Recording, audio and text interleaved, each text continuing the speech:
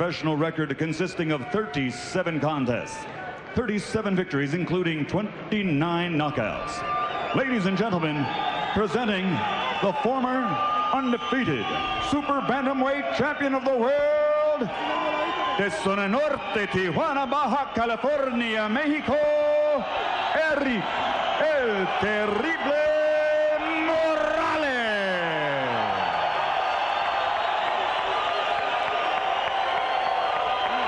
And his opponent across the ring, fighting out of the blue corner, wearing purple trimmed with orange and weighing in at 126 pounds also. He has an outstanding professional record, 51 victories, including 34 knockouts, with 4 losses and 2 draws. Ladies and gentlemen, from Flushing, New York, here is the former 2-time world champion, the Flushing Flash, Kelley.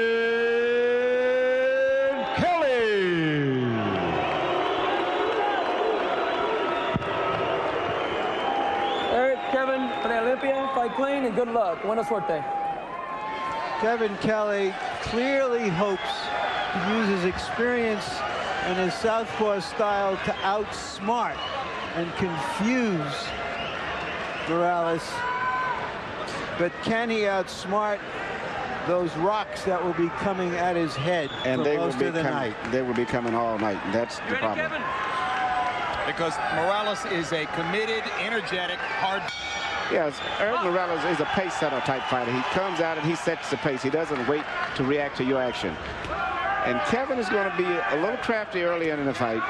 And then he has a rhythm that sometimes throws a lot of fighters off. I know Hamed complained about he had problems getting his own rhythm together because Kevin has his own rhythm. What about Kevin's chin against Morales' power?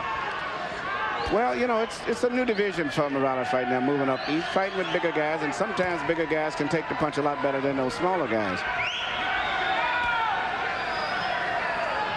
Kelley's problem to me is not been so much his chin. Is a lot of times as fights move on, he has a tendency often to swell around his eyes, and that could be a factor too possibly in the fight. And also to get emotionally involved and start to exchange. Well, that's something he shouldn't do. He should keep the fight at the same tempo that it's going right now to his advantage, but I don't think Morales is going to permit that to happen. First loss of Kevin Kelley's career took place here in Texas when his eyes swelled so badly against Alejandro Gonzalez that he was blinded in the fight and simply was unable to continue. Kevin is switching around. If you notice, he surprised as he changed into his standard right-hand stance for a moment.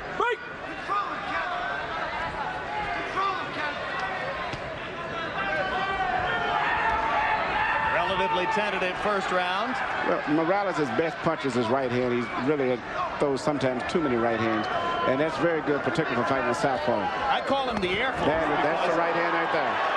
When he's really on and he's landing hard with the right hand, he loves to bring it straight over the top, like Sandy Koufax throwing a fastball. But he's fighting and delivering the right hand the proper way for a southpaw. Today he shoots the straight right hand right through the center with almost the same form that you would shoot a right jab. Because normally he throws overhand rights, which would not be effective with a southpaw.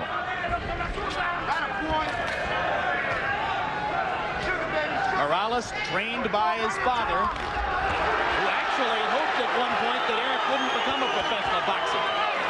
Then he matched him with tough opponents early in his pro career and saw how easily Erik won, and he said, well, I'm wrong.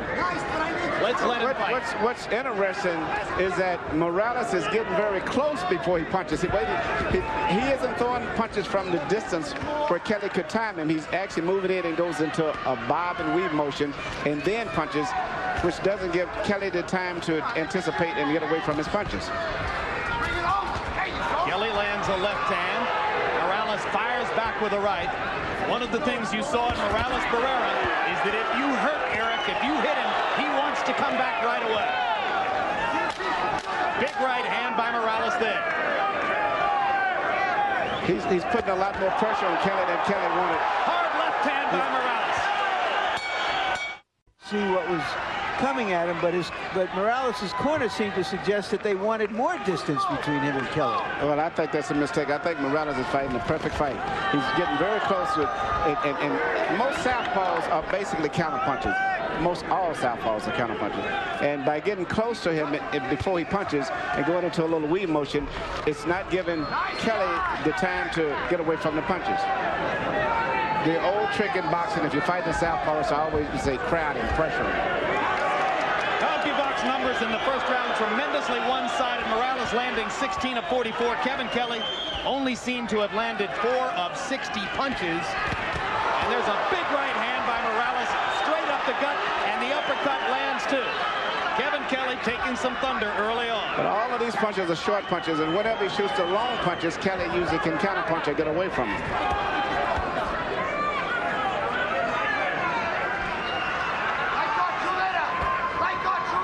Borgia telling Kevin Kelley he should have to worry about us. We don't have to worry about him. Easier said than done with a fighter of Morales' talent.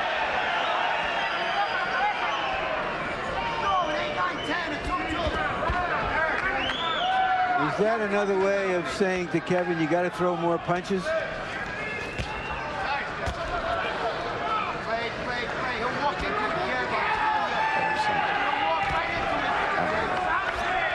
So once again, Kelley got to conventional right-hand position again. And Kelley watches as Morales. I don't think the right-hand position is effective. You notice he only turns in that position, but he doesn't punch or do anything effective from the position. Much similar to Shane Mosley when he fought Oscar De La Hoya. He switched to a southpaw position, but never did punch effectively from that position. Yeah, but Kelley is now trying to fire back rather than just elude Erik. He's a little bit more into it right now. Morales still landing the more solid punches, particularly that straight right hand, which Emmanuel pointed out early in the fight, a little different from the previous Morales right, which we always saw as an overhand force. He's altered his game a little bit for the southpaw, and it's working big time. He's working very close. Even though he's the taller fighter, he's fighting in a closer position. And physically, when they collide, it's seemingly he's much stronger than Kelley, even though Kelley has been a featherweight throughout his career. Well, you anticipated something I was about to ask you, Emmanuel. You wonder if Morales, like Trinidad, is actually going to be a better fighter at the higher weight. Well, he's probably been a featherweight for a long time, and that's what's been his handicap in his other previous fights. That he had to strip down those last. Well said.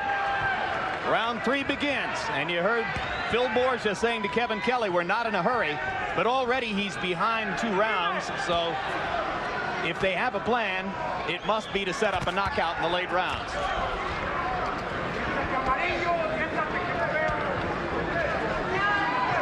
Meanwhile, I think Morales wanted to come out and put some leather on Kelley early to blunt his hopes and create uncertainty in his mind. Yes, but Kelley does have the power and the experience to still possibly score enough scared. He's not out of the fight. He's very much in the fight. And it's interesting that the way that Morales is fighting is exactly what I feel is the proper way, and his corner wants him to fight at a longer distance. Kelley switches to a conventional stance, now back to southpaw, now to a conventional stance, now back to southpaw. That's where you got to drop it on him. Hard left to the body by Morales as Kelley was switching to a conventional stance again. Morales seizing the moment to fire in and drive that left hook. But it's interesting that every time that Morales gets hit with a punch, he retaliates right away. Always.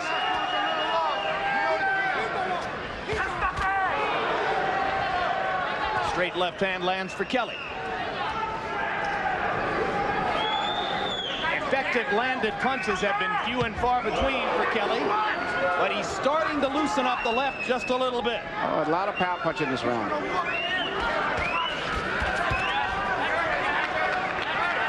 The big question is, how long can he maintain it? If he can maintain this tempo, it would be a very interesting fight. Well, he is a relaxed fighter, and he said to us yesterday in the meeting that maybe the scenario would be something like George Foreman against Michael Moorer. And of course, you'll recall that Foreman lost the first 9 rounds to Moorer rather one-sidedly. So he's following the script so far. Every time Morales throws the left jab now, he's coming back. Kelley is coming back with his own left. Yes. Right there again. Done it 4 times in a row. And there's the overhand right. the experienced fighter that he is, you notice Kelley grabbed and tied up his man and clinched him and tried to smother him. And now comes back with a left to try to back Morales up. Right! Step back! Step back!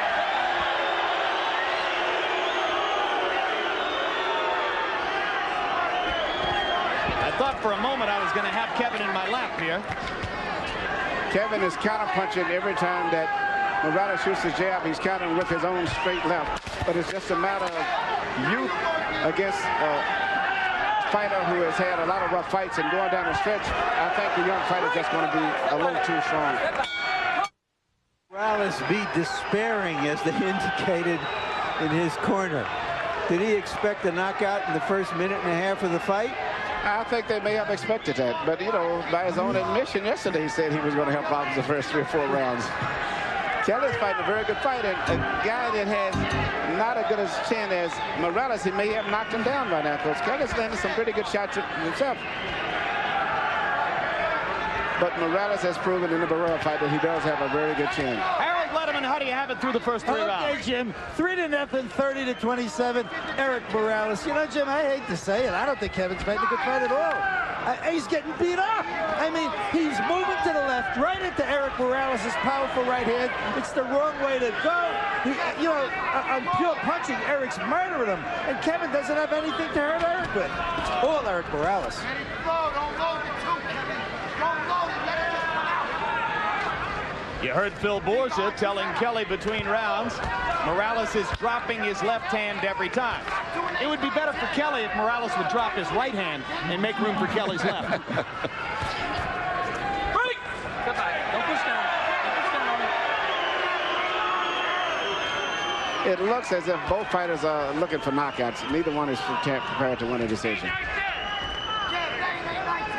Or maybe Morales feels it's so easy to win a decision in this circumstance that he can go ahead and fight for the knockout because he's winning every round anyway.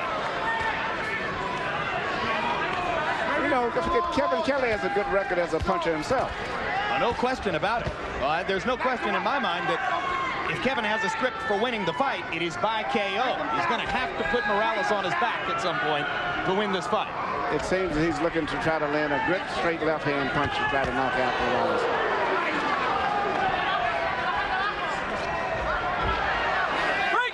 Step back. It's interesting because Kevin wants to counter everything Erik throws, and Erik wants to counter when Kevin throws at him. Yes. So it's counter, counter, counter. Step back. But in the close quarters, though, Morales is much more effective. Too quick. In addition to the straight right hand, he also has a good right uppercut, where Kelley's punch has primarily been just as simply the straight left. He hasn't even utilized his right jab too much effectively. Morales' pace slowing considerably now in the 4th round.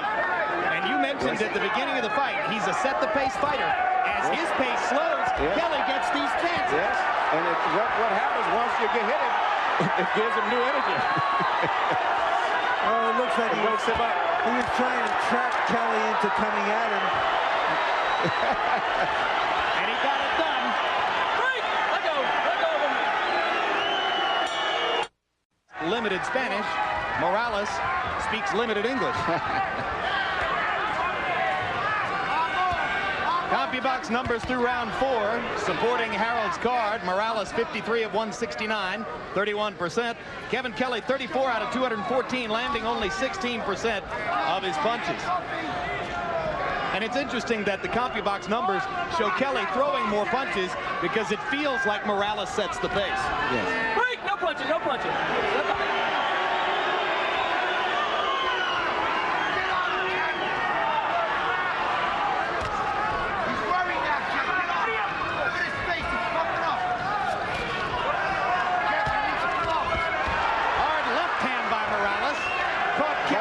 But you saw the experience of Kelley as he was punching and pivoted and spinning off, where Morales couldn't sustain a good attack. There's a big counter left by Kelley. Morales has a pretty doggone good chin. Well, I'll tell you what, I have to give Kelley credit, too. He's taking some good shots tonight. this is turning out to be a good fight, and it's not a boxing match. It's two guys who are going for knockouts. How about Morales starting to mix in the left hook, and with terrific effect here. That's a new weapon. Primarily, Morales is a right-hand puncher, and that's what was Barrera was so effective in his fight with him, because he trained to neutralize Morales' right hand, and that was a very effective move, and it prevented Morales from being so effective with Barrera. Good right hand by Morales knocks Kevin Kelley's chin up in the air. Kevin guarding and going down. Just too many punches. It was the body punch that sank him. Yes. 7, 8. Come to me, Kevin. Come to me. Kelley talking to Lawrence Cole. A long time to go. I think his head is clear. Yeah, his head is clear. I just think that body punch took the wind out of him, and whether it was voluntary or not, it was wise for him to go down. Oh, there's a big right hand. Yes. Kevin takes that one pretty well. Comes back countering with his left. Now jabbing to try to keep Morales at bay.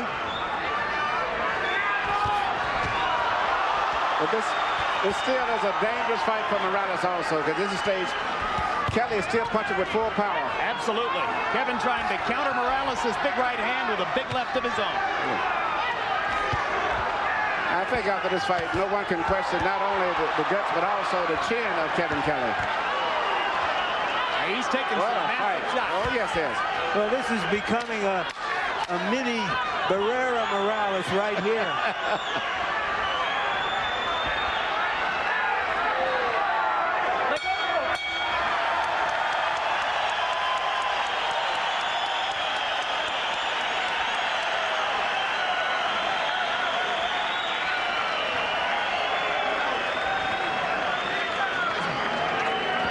Para abajo la cabeza, sí. Okay, let's get some water on his head here. We need to rub him down. Ahí está, muy bien.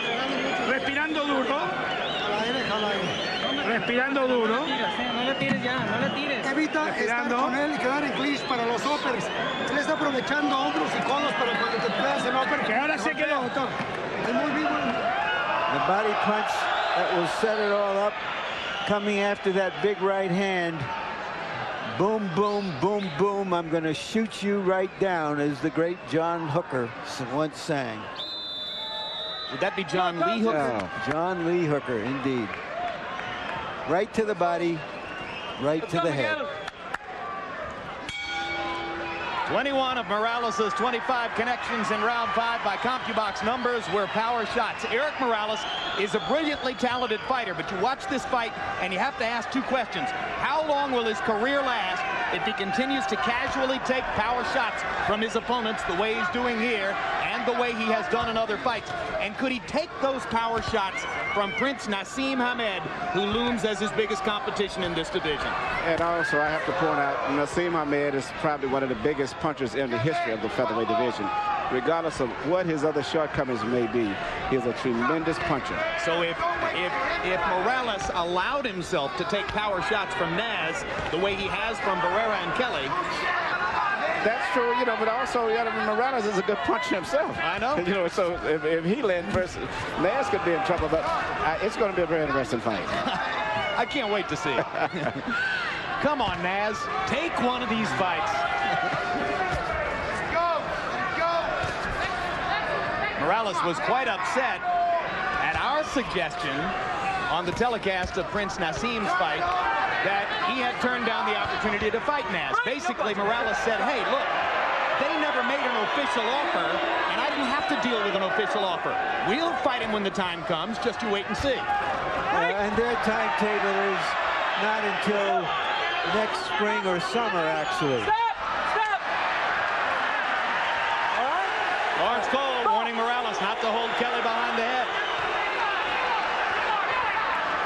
Kevin's right eye is beginning to swell as Morales tags him with a right to the chin, and Kelley comes back with a counter left.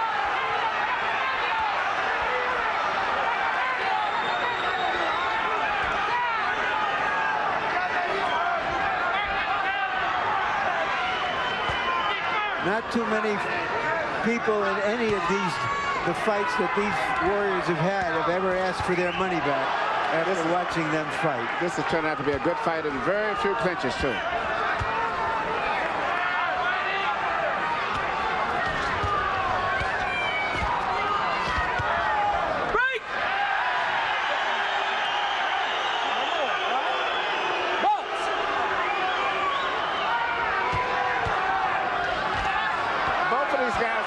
And I'm really surprised, I'll be honest, at the punches that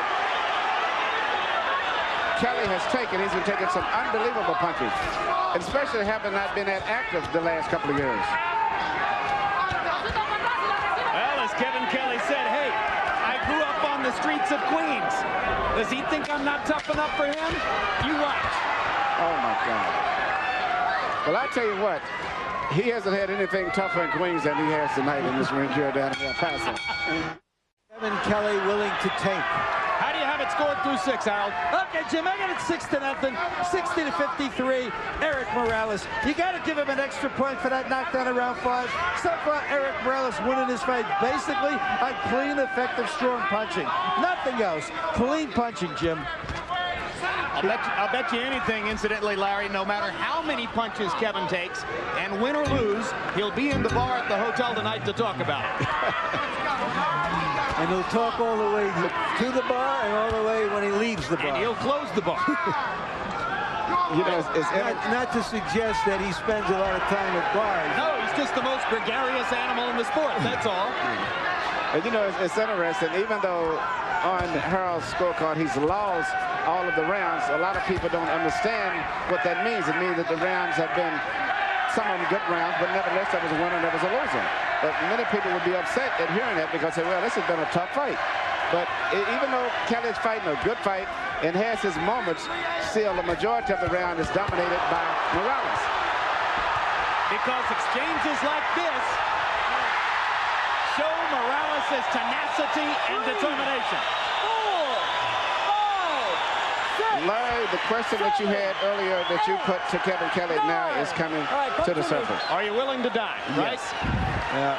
Well, you know, he was hit with the punch that knocked him down came about 4 punches before the punch that finally got him down. He's not firing back now. He's not firing back. Yes, he is. There it goes. And he is still dangerous.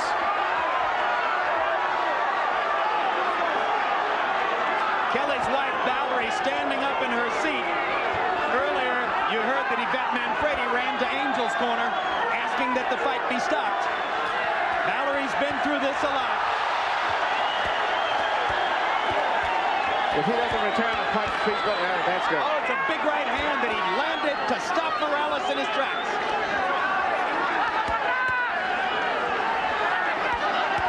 There's still some fight left in the old warrior.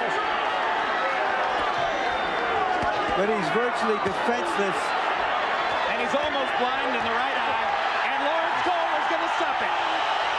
The round was over. The round was not over. Bill Borza going nuts about the stoppage. Borza trying to say the round was over, apparently. Kelley's upset with the stoppage. Morales has another victory. You know, even though he was being hit a lot, he wasn't being hit cleanly. And the fact that he would return punches still made it interesting. And he was still dangerous at this point to me. 30 seconds left in the round. Yeah, it was more so a case of one guy seemingly being physically stronger. And Kelley's legs not being up under him sturdy enough. I just think Lawrence Cole was uncomfortable seeing Kevin take that much punishment. Larry, what'd you think? I think it was an accumulation of his perceptions that this was not going to ever change. And let's give Kevin all of his due. He committed as much as he could. He went as far as he could. Just like Manfredi earlier, he's a pro. A total professional, Kevin Kelley.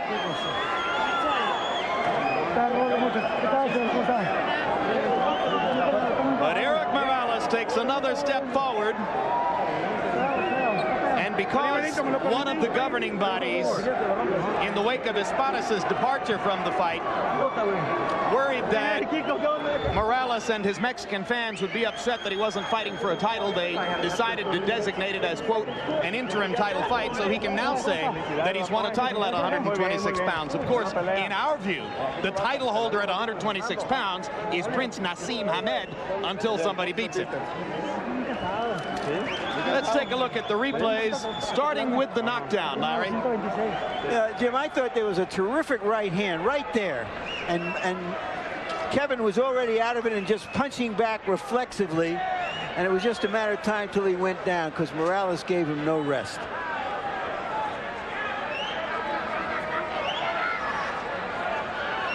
Morales used to be a boxer puncher. He has become a boxer brawler and feels invincible. Right.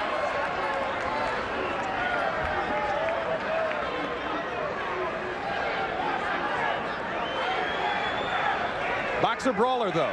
I mean, he would go in against Prince Naseem, Emmanuel, it seems to me, and he would want to fight a war. I think it would end up being a war because he has that much confidence in his punching power, is what that says to me. He feels that physically he could overpower most of the guys that he fight, and also I think he has confidence in his ability to take a punch. And Naz would welcome a war, wouldn't he? It would be a great fight. It would be an exciting fight because... Now here's another look at the end of the fight.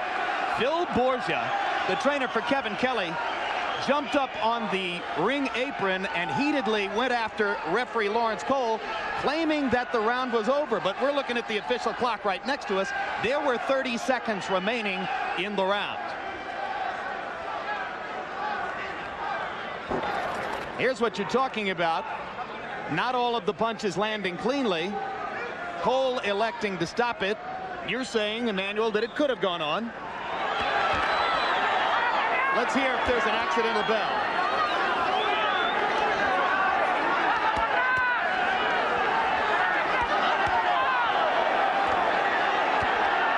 Well, there Kevin was definitely throwing back. Now listen up.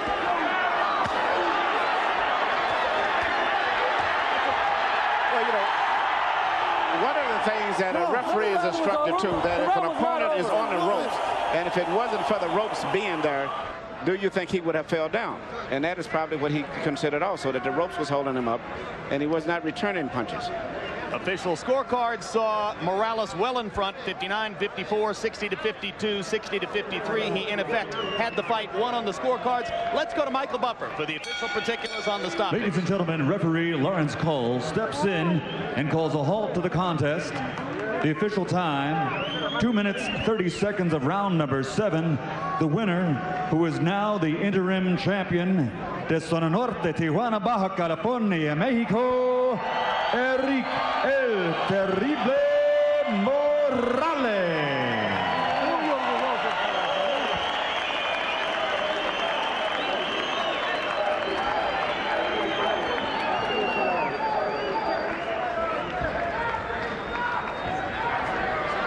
Final CompuBox numbers. Kevin Kelley got off to a very slow start in punch stat numbers, but eventually heated up a little bit, landing 75 out of 362 and upping his percentage to 21%. Morales helped make that possible for him because as Erik saw himself more and more dominant in the fight, he simply opened up, threw power punches, left opportunities for Kevin to counter, but clearly felt as though he was the stronger fighter and was going to go forward. Let's go to Larry Merchant in the ring with the winner. Thank you, Jim. Congratulations, Erik. Do you feel that you are a stronger fighter now at featherweight? ¿Se siente que eres un peleador más fuerte hoy en día en el peso pluma? Yo creo que sí. Yo creo que hemos mejorado un poco con los 4 libras que tuvimos ahora de ventaja. Yeah, absolutely so. The 4 pounds have helped me a lot. I feel stronger. Creo que me vi un poco más rápido que otras veces. And I looked a lot faster today than usually. Were you surprised that a veteran fighter like Kevin Kelley was able to stand up to your punches for so long? Me sorprendió que un veterano como Kevin Kelley te pudo aguantar todos tus golpes fuertes por tanto tiempo. Oh, creo que sí. Yo creo que es un peleador que sabe mucho. Creo que al inicio me estaba manejando para para atacar en los últimos rounds. Yeah. He's a good fighter and a veteran that knows all around. In the beginning, he was moving around, and then then I had to go after him in the later rounds. Do you feel now that you are more of a offense? Bueno, antes que nada, porque no le va a secar la entrevista. Quiero dar las gracias al señor Bob Arum por esta oportunidad. He wants to acknowledge and thank Bob Arum for this opportunity. A quien le dedico esta pelea, que es una persona que me ha apoyado mucho en mi carrera. And I want to dedicate this fight to Bob Arum because he has always supported me. Y quiero decirle que espero responderle a la gente como gran mexicano. And I want to tell him that I want to respond to the people like a great Mexican. All right. Erik, were you ever hurt by any of his punches? Fighting for the first time, an experienced full featherweight. ¿Alguna vez te hirió con los golpes, te hizo daño porque él era un pluma verdadero? No, creo que en algunas veces me conectó, pero no nada serio. He hit me a few times, he caught me a few shots, but nothing serious, nothing hurt. What are your plans for the future? You've talked about wanting a rematch with Barrera. You've talked about wanting to fight Hamed. There's been a little confusion about what your plans exactly are. Who would you like to fight next? ¿Cuáles son tus planes para el futuro? Tú has dicho que quisiera una revancha con Barrera o una pelea con Hamed. ¿Quién es que tú quieres en el futuro? Realmente yo creo que los dos son buenos peleadores y quiero enfrentarlos a los dos. I believe they're both good fights. They're both good fighters, and I want to face both of them. Porque yo no le tengo miedo a ninguno de ellos. Because I'm not afraid of either one of them. Porque en 122, casi muriendo, me peleé contra Barrera. Because at 122 pounds, almost dying to make that weight, I fought Barrera, and you saw the fight. 126, estoy listo para At 126 pounds, I'm listening to Barrera, Hamed, or anyone. Thank you very much. Again, congratulations. All right, Jim. All right.